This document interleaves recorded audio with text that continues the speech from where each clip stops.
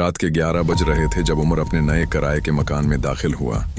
पुरानी हवेली, दीवारों पर सेलन के निशान और हवा में एक अजीब सी खामोशी।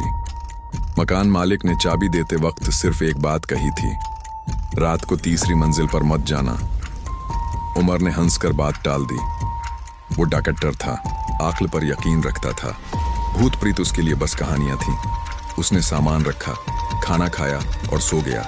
दूसरा हिस्सा, पहली रात के 3 बजे। उमर की आंख अचानक खुल गई। ऊपर से आवाजें आ रही थीं, टुक टुक टुक, जैसे कोई आहिस्ता आहिस्ता चल रहा हो। उसने सोचा शायद बली हो और दोबारा सो गया। लेकिन अगली सुबह जब हुआ उठा तो उसके कमरे के दरवाजे के सामने मिट्टी के निशान थे, नंगे पांव के निशान, अंदर से बाहर की तरफ आते हुए। तीसरा हिस्सा, पड़ोसन की बात। शाम को उमर पड़ोस में गया। एक बूढ़ी औरत ने दरवाजा खोला। इसका चेहरा देखते ही वो पीली पड़ गई। तुम इस मकान में रह रहे हो? उसने कांपती आवाज में कहा। हाँ, क्यों? उमर ने पूछा। बूढ़ी औरत ने उधर उधर देखा, फिर आहिस्ता से बोली, 10 साल पहले इस मकान में एक औरत रहती थी। उसका नाम जैनब था। एक रात वो तीसरी मंजिल से गिरी और मर गई, लेकिन लोग कहते हैं वो आज भी वहां है। ये सब बकवास है, उमर ने कहा और वापस चला गया। चौथा हिस्सा, आईने में। रात को उमर बाथरूम गया। आईने के सामने खड़ा होकर मुंह धोने लगा।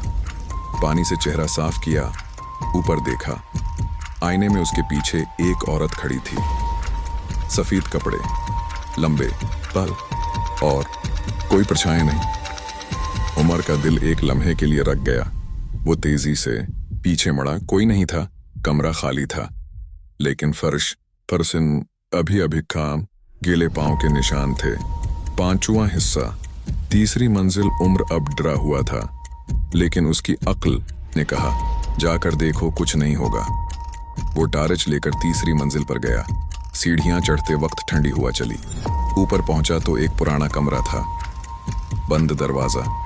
उसने दरवाजा खोला। कमरे में एक पुरानी कुर्सी थी और इस कुर्सी पर एक औरत बैठी थी, पीठ की तरफ।